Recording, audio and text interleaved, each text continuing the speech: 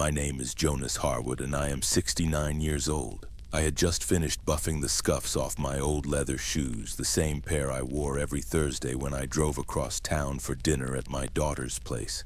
I was choosing between 2 bottles of wine, a mellow red blend she always claimed to love, when my phone buzzed on the counter behind me. A text message from Martin Ellery, my attorney for nearly 3 decades. He never texts. 4 words glowed on the screen like a warning flare in the dusk. Call me immediately. My stomach dropped. The bottle slipped in my hand, clinking against the counter. I dialed him, my pulse thudding in my ears. He didn't greet me. He didn't clear his throat. He just said urgently, "Jonas, are you alone?" Something in his tone chilled me deeper than the autumn wind pushing against my kitchen windows. "Martin, what is this? What's going on?"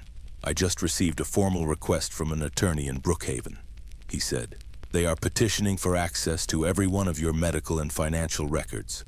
Jonas, your daughter is preparing to have you declared legally incapacitated." For a moment, the house went silent. Even the refrigerator hum seemed to disappear. My daughter, my own child, was trying to strip me of my rights. Before I tell you what happened next, subscribe to the channel and let me know in the comments where you are watching from. It helps more than you know. I leaned against the counter, forcing myself to breathe. Incapacitated? On what grounds? I just passed my physical 2 weeks ago. My doctor said I have the heart of a man 20 years younger. They're claiming cognitive decline, Martin said, his voice tightening with disgust. Erratic behavior. Susceptibility to influence. I almost laughed. A bitter, humorless sound. Erratic? Was it erratic to help my daughter with $200,000 for her home in Brookhaven Heights? Or to cover her son's private school tuition for nearly a decade? I had seen these things as kindness, as family duty, not as ammunition. I swallowed hard. "Martin, she invited me to dinner tonight." "Cancel," he said immediately. "No. Jonas, listen to me." "I am going," I said. "If she is planning this, I need to look her in the eyes." There was a long pause, then a sigh. He knew better than to argue when my mind was made up. "All right," he said, "but don't confront her. Don't drink anything, don't sign anything, just observe. Then come straight to my office." "I don't care if it's midnight." We ended the call. I stared down at the wine bottle I had chosen, the good one. I put it back. Instead, I pulled out a cheap bottle someone had gifted me at a neighborhood cookout. If I was attending a performance tonight, I wasn't bringing premium props. The sky dimmed into a slate-gray drizzle as I drove. My wipers dragged back and forth with a slow, tense rhythm. I passed under the old stone archway leading into Brookhaven Heights, the same archway my firm had evaluated 15 years earlier. I could almost hear my late wife, Mara, telling me not to spoil our daughter so much. She had been gone 3 years, but her voice lingered. By the time I pulled into my daughter's circular driveway, every light in her house blazed, as if she wanted the whole world to see how successful she was. A success I had paid for in ways she preferred to forget. The door swung open almost instantly. My son-in-law, Gareth, greeted me with that damp handshake and salesman's grin he had never quite grown out of. He worked in consulting, which could mean anything, and often meant nothing. "Jonas, you made it," he said too brightly. "We were starting to think maybe you lost track of the time." I smiled thinly. "No, Gareth, I rarely lose track of anything." He took the wine from my hand, glanced at the label, and tried to hide his disappointment. Inside, the house smelled of roasted herbs and expensive candles. Curated perfection. My daughter Lydia came gliding out of the kitchen, wiping her hands on an apron that had never seen real work. She was 42, elegant, confident, and possessed the same sharp eyes her mother once had. Except where Mara's eyes were warm, Lydia's were calculating. "Dad," she said, kissing the air beside my cheek. "How are you feeling?" Feeling. They always start with that word. "I'm fine," I said. "Dinner smells great." The meal was a carefully staged performance. Gareth talked endlessly about his latest venture. My grandson tapped through his tablet. Lydia watched me, studying me, as if searching for cracks. I felt like a structure under inspection. Then just after dessert, she placed her hand gently over mine. "Dad," she said softly, her voice dripping concern that didn't reach her eyes. "We've been worried about you." There it was, the curtain rise. I looked at her. My only child. What exactly are you suggesting, Lydia? She smiled. The kind of smile people wear when they think they're winning. We just want to help you manage things. Financially, medically, you deserve to rest. A polite little prison wrapped in silk. I matched her smile. That's thoughtful, I said. Let me consider it. The flicker of triumph in her gaze confirmed everything. When I left the house that night, her hug was too long, like she was sealing a deal. And in my car, with the rain sliding down the windshield, I realized something with a clarity that stole my breath. My daughter wasn't trying to protect me, she was trying to erase me.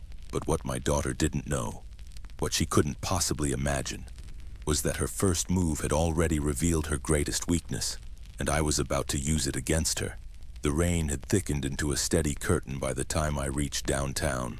Streetlights shimmered in the wet pavement, stretching into long gold streaks through my windshield. I didn't go home. I couldn't.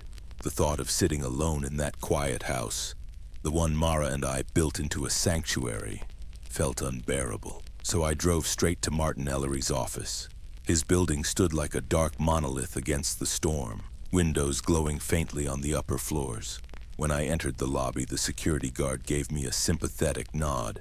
I was a familiar face around here. I took the elevator to the 10th floor, trying to steady the anger simmering beneath my ribs. Martin was already waiting in his office when I walked in. He was still wearing his jacket, tie loosened, a stack of documents fanned across his desk. 2 cups of coffee sat untouched, steam long gone. He didn't waste time. How did she behave? He asked, his voice low. Exactly how you predicted, I said, hanging my soaked coat on the rack. She implied I'm forgetting things. She offered to help manage my life. Martin closed his eyes for a moment, as if bracing himself. Then it's worse than I thought. He slid a sheet toward me. This is a preliminary declaration from her attorney. They filed it earlier today. I picked it up. Even before reading the words, I felt the burn building in my chest. Claim cognitive deterioration. Claim impaired judgment. Claim susceptibility to manipulation. I set the paper down carefully, my fingertips tingling with rage I refused to show. This is fabrication, I said, or twisted half-truths at best. That's how these filings work, Martin replied. They don't need proof. They just need enough smoke to imply fire. I laughed. A single cold sound. Smoke? They're building fog out of nothing. Martin leaned back, folding his hands, eyes narrowing behind his glasses. Jonas, they're not doing this alone. I frowned. Meaning? They've already retained an expert. A forensic psychiatrist named Dr. Rowan Hale, not Croft. A different name. A subtle shift in the story's architecture. Is he legitimate? I asked. He's strategic. Martin chose his words like a surgeon. Very well spoken, very expensive, and very willing to interpret evidence in the way his paying clients prefer. Hired testimony, I muttered. Essentially, Martin tapped the page. He will write the narrative they want, that you're declining, vulnerable, confused. I shook my head slowly. They haven't even spoken to me. How can a man diagnose me without meeting me? He can't, Martin said, but he will. And judges give weight to credentials, even when used dishonestly. For a long moment, neither of us spoke. The rain tapped at the glass behind him like impatient fingers. Finally, I asked, why now? Lydia has never been this cold. Not even after Mara died. Martin didn't hesitate. Because they're drowning. He turned his monitor toward me. A sea of red figures filled the screen. Debt, loans, defaults, missed payments. A line of numbers that felt heavier with each glance. I squinted.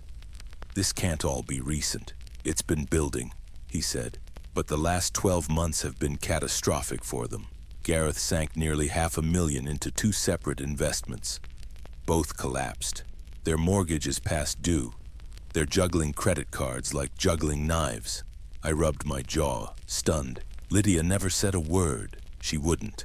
Pride and desperation make a combustible mix. My eyes drifted across the screen until they landed on a specific line. A loan against her house. A large one. And then another one. Martin, they have leveraged everything. He nodded. Everything except you. I stood up, pacing slowly, letting every detail lock into place. So their solution is To take my life over? To take your estate, Martin corrected. Your home, your accounts, your investments. I felt a cold clarity settle inside me. The same clarity I used to feel before making difficult structural decisions in my engineering days. They think I'm weak, I said. They think I'm alone. They underestimate you, Martin said. And that, I murmured, is their fatal flaw. Martin blinked. What are you thinking? I'm thinking we don't fight their narrative head on. He frowned. Explain. We show them what they want to see, I said. Not forever. Just long enough for them to build their perfect little lie. His eyes widened. Jonas, that's dangerous. They'll twist. They're already twisting, I interrupted. But if they think their plan is working, they'll get sloppy. Confident. Predictable. Martin was silent. Then he slowly nodded. You're suggesting you play along. Exactly. If they want a forgetful old man, I paused, meeting his eyes. Let them see one, but only when it serves us. A long breath escaped him. You're an engineer through and through. That's right, I said. And if they're building a case, I'm going to design the collapse. I gathered the papers, my mind already mapping out the steps. Tomorrow morning, I said, I'll start the performance. And meanwhile, Martin added, I'll begin preparing the foundation we need on our end. I nodded. The storm outside roared louder, as if echoing the war I had just declared. But neither of us knew then that the first step of my plan would uncover something far darker than greed, something Lydia had been hiding for years. The next morning I woke before sunrise. The house was still, the kind of stillness that amplifies every small sound, the hum of the heater, the creak of the wooden floorboards beneath my feet, the faint tick of the kitchen clock. For years that quiet had been comforting. Now it felt like a stage before the curtain rose. I brewed coffee, letting the steam warm my face as the beginnings of my plan settled into place. If Lydia wanted to believe I was slipping, I would give her moments to confirm her suspicions. Carefully chosen moments. Controlled ones. Fabricated ones. Not the messy, humiliating kind she wanted. The strategic kind. At 7 o'clock sharp, I picked up my phone and dialed her. It rang twice. She answered, sounding half asleep and half annoyed. Dad? It's so early. Is everything all right? Time to begin. Oh, Lydia, dear, I was looking for the number of the landscaper, I said, adding a soft tremor to my voice. The gentleman who trimmed the hedges last month. I can't find it anywhere. She exhaled loudly, the way one might sigh at a misbehaving child. Dad, I gave you that number last week. I wrote it on a paper for you. It's on your refrigerator. Oh, I said, letting uncertainty linger. I must have misplaced it. Her tone shifted instantly, dripping with pity. It's fine. I'll come by later and find it for you. No, that's not necessary, I murmured, but she didn't hear me. She'd already made her diagnosis. I hung up, sat at the table, and waited exactly 1 hour. At 8 o'clock on the dot, I dialed again. She answered immediately. Dad, is something wrong? You just called. Oh, goodness, I said, adding a touch of panic. I'm sorry, dear. I still can't find the landscaper's number. Did you say you gave it to me? A pause, a long one. Then came the voice, that syrupy, careful tone she used for people she believed were beneath her mentally. Dad, yes, we talked about this, remember? I let my breath hitch slightly. I must be tired. Sorry for bothering you. You didn't bother me, she said sweetly. But I could hear the excitement she tried to hide. Maybe I should come over today. The trap was baited. She wanted evidence. I was about to let her collect it. I called Martin immediately afterward. She's on her way, I said. Good, he replied. She'll be gathering proof she thinks favors her. You'll be gathering evidence that actually does. I need cameras, I said. I was going to send someone. No, I cut in. I can do it myself. Just tell me where the line is legally.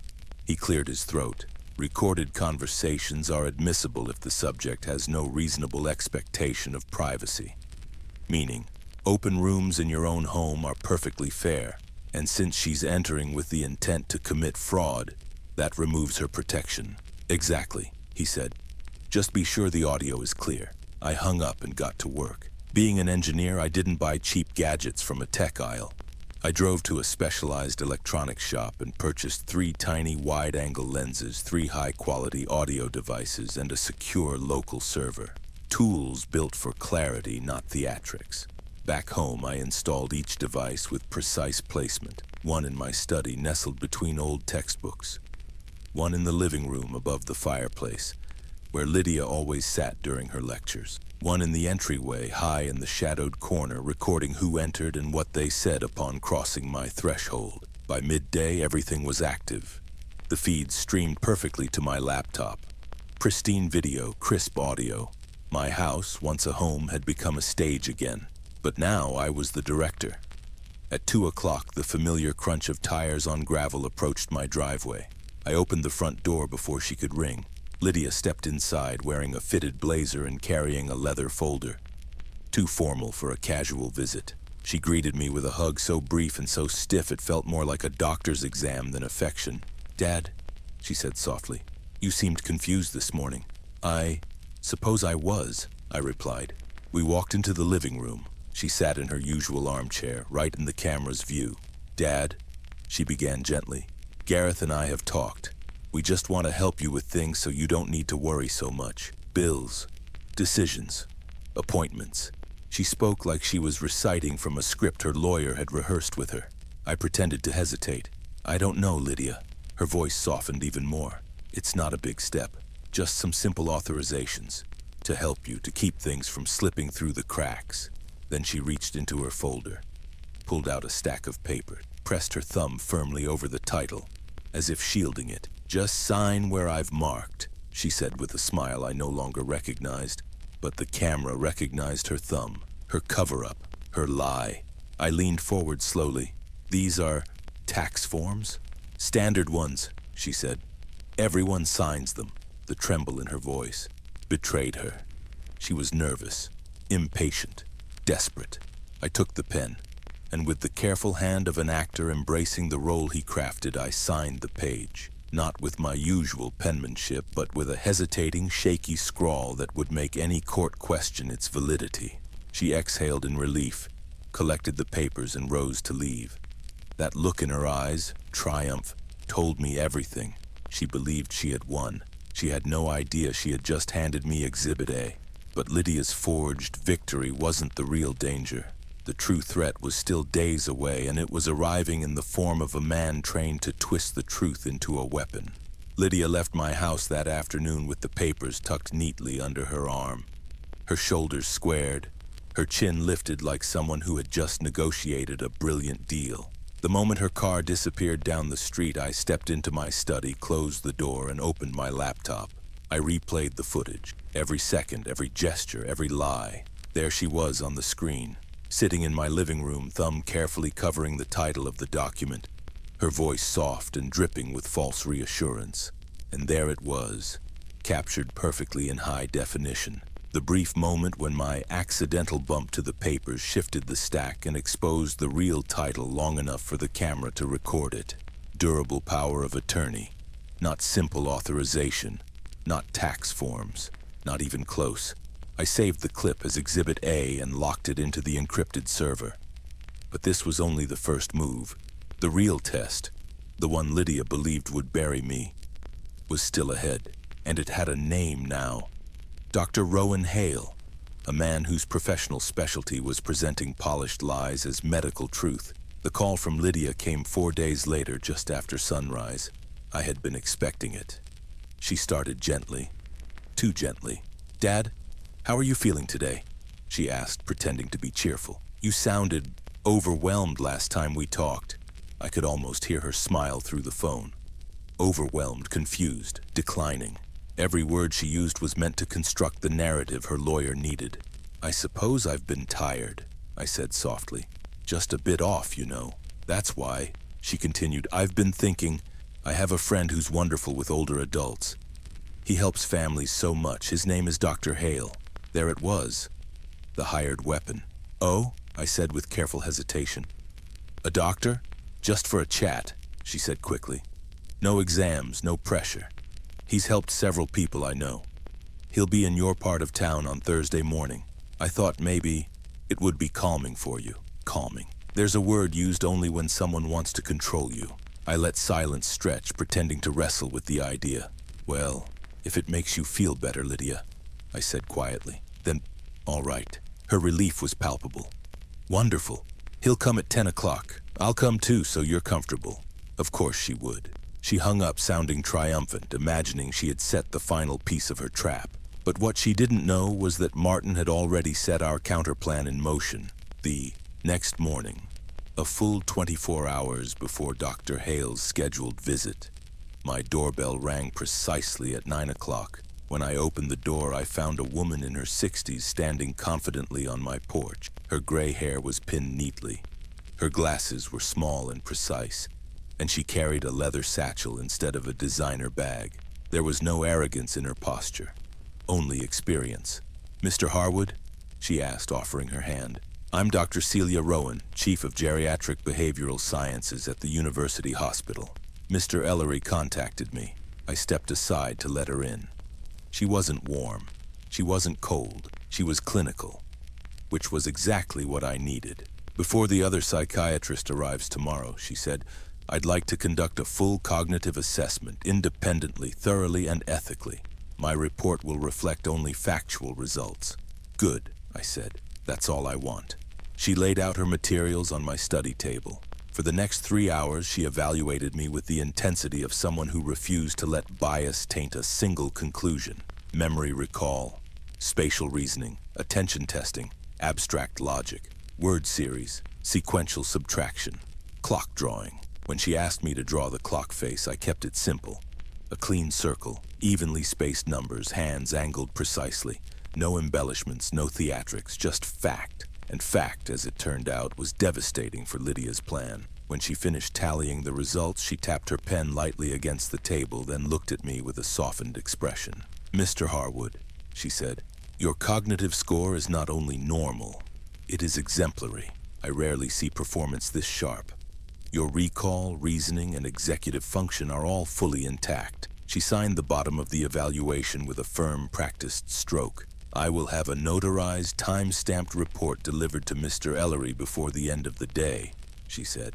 "If Dr. Hale attempts to present a contrary claim, he will be contradicted by a stronger, earlier, and far more credible assessment." She left without small talk, without pity, without judgment. Just truth. Pure, unaltered truth. And that truth was now Exhibit B. On Thursday morning at 9:58, I opened my laptop and watched the feed from the entryway camera. Lydia's car pulled up first. She stepped out, adjusting her blazer, her face tight, eyes scanning the neighborhood like she was worried someone might witness her generosity. Dr. Rowan Hale arrived moments later, tall, silver-haired, impeccably dressed, and carrying a soft leather case. He smiled at Lydia like they were old friends. They didn't know I was watching. They didn't know I had already seen the truth. They didn't know the stage was set. I stepped away from the screen and walked into the living room and waited. But I could never have predicted what Dr. Hale would say, or how his first question would reveal the crack in their entire scheme. At exactly 10 o'clock, the doorbell chimed. I walked toward it slowly, not weakly, not confusedly, but deliberately. I wanted Lydia to see what she expected, but only in flashes. Just enough to keep her confident, just enough to keep her blind. When I opened the door, Lydia gave me a bright, over-concerned smile. She had perfected the expression. Eyebrows lifted, lips soft, head tilted slightly like a caretaker meeting a frightened patient. "Dad," she said sweetly, "this is Dr. Hale." Dr. Rowan Hale stepped forward, extending a perfectly manicured hand. His suit cost more than my first car. His voice, when he spoke, was warm and artificially smooth. "Mr. Harwood," he said, "it's truly a pleasure. Thank you for allowing me into your beautiful home. Beautiful home. The same home his pen would soon recommend stripping from me if he got his way."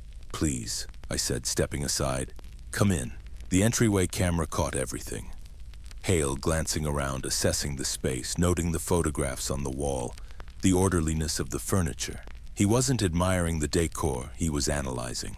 And Lydia watched him the way a nervous performer watches a critic. We moved into the living room. Lydia sat in the same armchair she always chose, directly in view of the mantel camera. She crossed her legs and rested her hands neatly in her lap, wearing the exact expression her lawyer had likely coached her to maintain. Hale settled into the sofa across from me, notebook in hand. Then came his first unexpected move. He didn't open by asking the day, the date, my name, or any of the typical cognitive traps. He asked, "Mr. Harwood, tell me how you feel your daughter has been supporting you lately." Lydia's head snapped toward him. Even she hadn't expected that. My heart thudded once, sharply. This wasn't a standard exam. This wasn't a gentle introduction. He was testing emotional vulnerability, looking for paranoia, searching for the crack that would support their decline narrative. I leaned back slightly, letting my breath slow. "Well," I said calmly, "my daughter is attentive." Lydia smiled proudly. "But," I added gently, "sometimes her concern feels a bit scripted." Lydia stiffened. A subtle shift, but Hale noticed. He was trained to. He scribbled something in his notebook. "Scripted?" he repeated with polite interest. "In what way?" "I suppose," I said, choosing my words, "it's the tone, the rehearsed concern. I'm 69, doctor, not 90. I still manage my own life." Hale nodded slowly, tapping the pen against the page. "And have you ever felt she was trying to control decisions you can still manage yourself?" Lydia cut in quickly, her voice tense. "Dad, no one is trying to control you. We're worried, that's all." It was the wrong interruption. Hale shot her a brief, irritated glance, the kind professionals reserve for people spoiling their data gathering. "I'm speaking to your father for now," he said. Her cheeks flushed. I kept my tone neutral. "Doctor, my daughter has always been strong-willed, sometimes forceful, but I know she means well." Hale nodded again, slowly. "So you do not believe she is manipulating anything?" Lydia leaned forward, anticipating my answer. I met her eyes. "I think she's stressed," I said. "And sometimes stressed people rush into solutions that aren't necessary." Hale paused. He stopped writing. He watched my face for several seconds, hunting for confusion, fear, or emotional instability. He found none. Then he shifted tactics. "Mr. Harwood," he said casually, "would you mind telling me what year it is?" I didn't blink. "It's 2025. And today's date? Thursday the 6th. He nodded slowly, hiding mild disappointment. "And your address?" I recited it perfectly. Lydia's fingers tightened on her knee. He tried again. "Can you repeat these 3 words for me?" "Lantern, river, coin." "Lantern, river, coin," I said. "And recall them in a few minutes." "I will." He moved on. "Count backward from 100 by 5s. I did it cleanly. No hesitation, no errors. "Now," he said, "name as many animals as you can in 1 minute." I listed 32 without pause. Lydia was beginning to look pale. Hale's strategy crumbled minute by minute. Finally, he reached for his last lever, the tool he expected to expose a flaw. "Please draw me a clock," he said, showing 9 minutes past 11. I lifted the pen. But this time I didn't draw embellishments or gears or precision drafting lines. I drew a simple, accurate clock. Balanced numbers. Straight hands. Nothing unusual, nothing obsessive, just correct. Hale stared at it for several seconds. Then he closed his notebook softly. "Well," he said, clearing his throat. "Thank you. That was illuminating, Mr. Harwood." Lydia's eyes were wide, not with triumph, but with dread. "Doctor," she asked, "is something wrong?" He didn't answer her. He simply stood. "I've gathered what I need," he said. "We'll be in touch." And then he left the house with hurried steps. The confident stride gone, replaced by something tight, irritated, uncertain. Lydia lingered behind, furious and frightened, her veneer cracking. "Dad," she said, her voice low, accusing. "What game are you playing?" I didn't answer. I didn't need to, because the fear in her voice said everything. But before she left, Lydia slipped, and in a single careless sentence, she revealed the one secret that transformed this from a betrayal into a countdown. Lydia stood frozen in the doorway, her hand still on the knob, her expression curdling from irritation into something darker.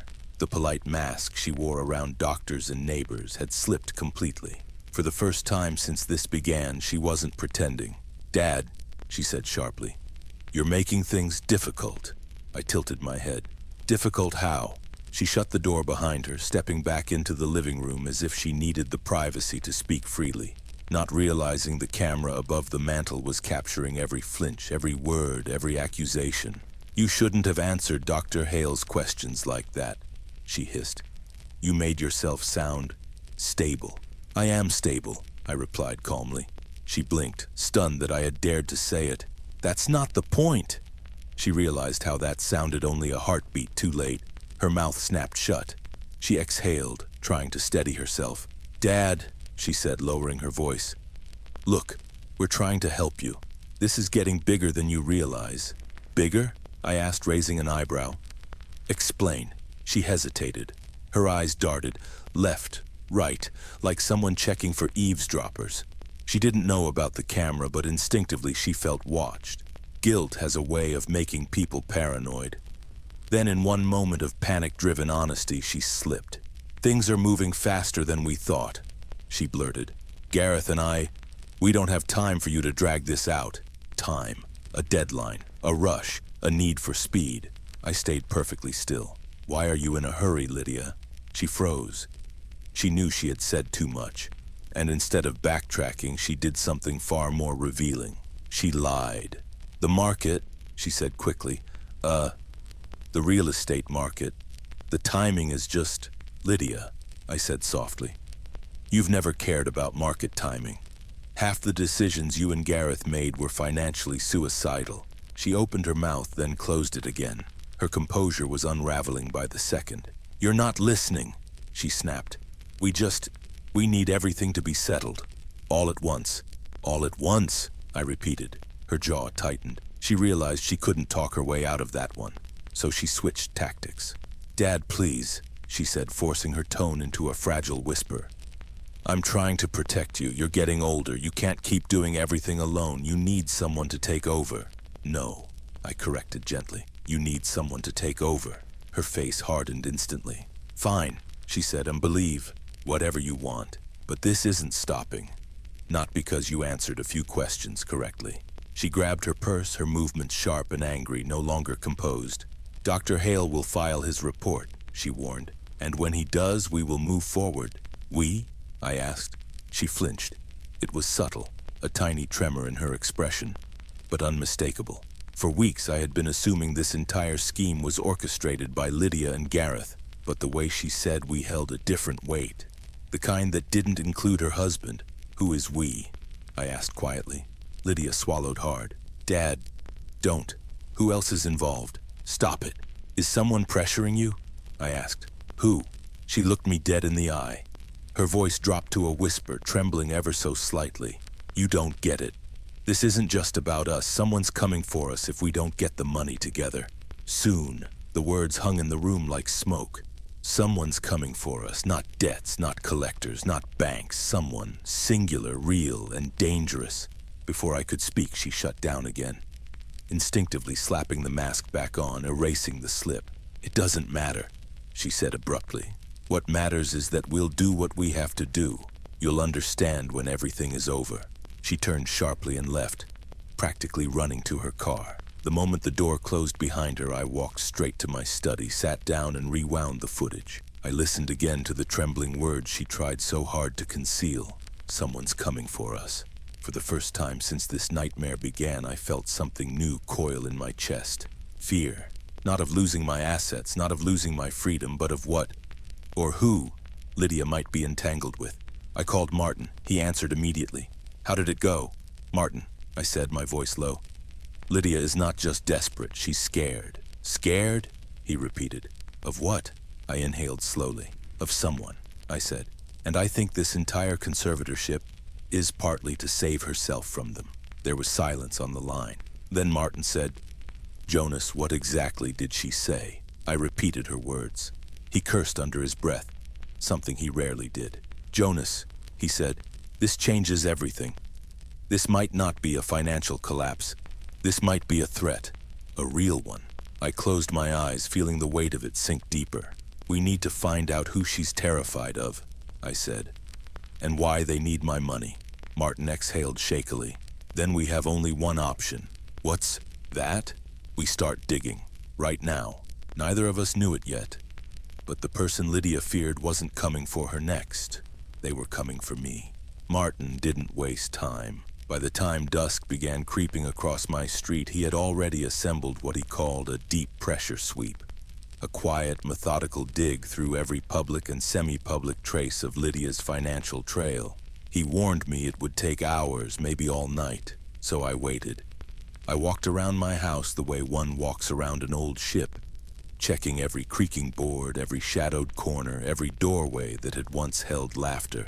Mara's photographs lingered on the walls, smiling that warm smile that used to calm storms. Now they felt like anchors to a past I was losing grip on. Someone was coming for Lydia, and if she failed them, they were coming for me. I could not help replaying her words again, her voice trembling as she whispered, "It's not just about us. Someone's coming for us if we don't get the money together." Soon, that wasn't the voice of a manipulator. That was the voice of a trapped animal. When my phone finally rang around 8:30, I snatched it up. "Jonas," Martin said without preamble, "you need to sit down." "I am sitting." "Good. Because this is worse than anything we assumed." His tone wasn't dramatic.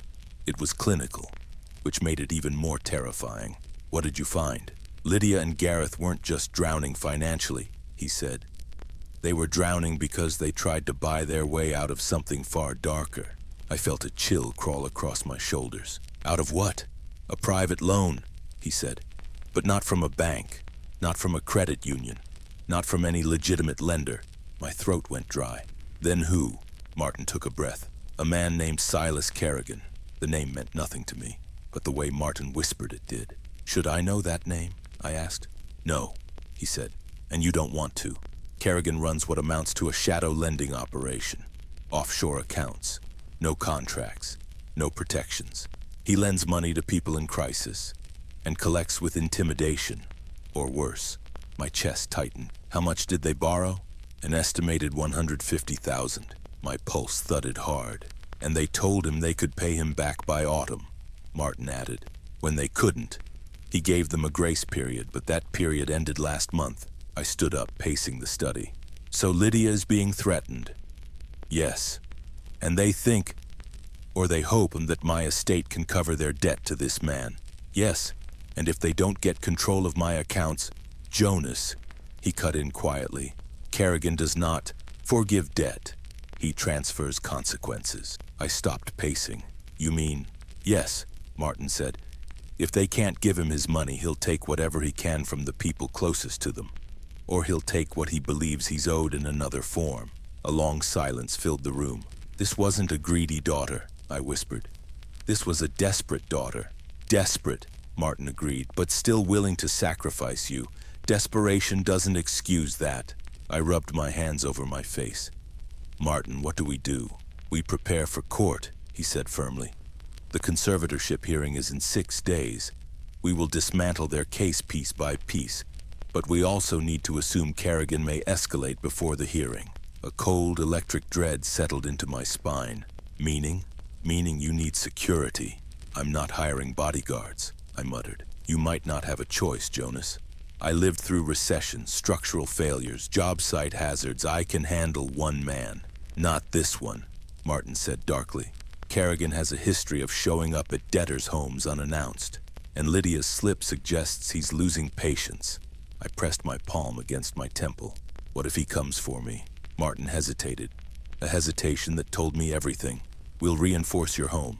Cameras, locks, motion sensors. Until the hearing, you stay alert. You don't leave town. You don't answer unknown knocks. And you don't talk to Lydia unless absolutely necessary." I swallowed hard. "What about them? Lydia and Gareth?" "I'll look into protective avenues," he said. "But Jonas, you need to understand something." "What?"